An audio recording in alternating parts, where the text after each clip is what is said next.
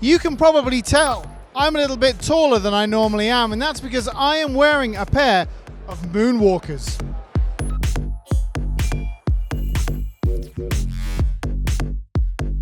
They're not quite skates, they're sort of robotic shoes, and they're designed to multiply the speed and the distance you can go while you're walking, in some cases up to 3 times as fast and 3 times as long as you would if you were just moving under your own power.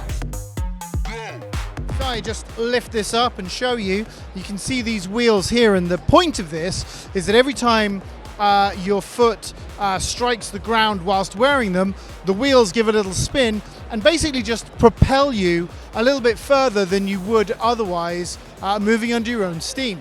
Initially, there's a little bit of a learning curve. The first couple of times I went around, you kind of want to treat them as roller skates, but actually in the training and in the practice, everything that the guys are saying is basically to just look straight ahead and stride with purpose as if you would.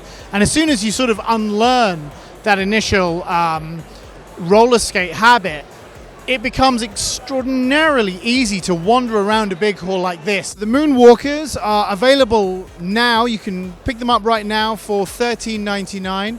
The company is here at CES, however, showing off a new version that is lighter and is really designed for industrial applications. The thinking being that people who work in logistics, people who are in sort of big Amazon warehouse type locations need to get around quite a lot, and it's extraordinarily fatiguing, and so by putting these on, it might make their life a little bit easier.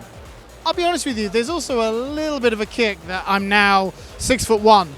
You know, I've always been, you know, I'm proud of my height, but getting those extra little bit, I haven't got a problem. It's not a complex. I'm fine. I'm absolutely fine. I'm not weird about it. If you'd like to learn about this or any of the other cool stuff coming out of CES, why not point your eyes and your browser to Engadget.com, and there'll be more of me, and I've got a beautiful face.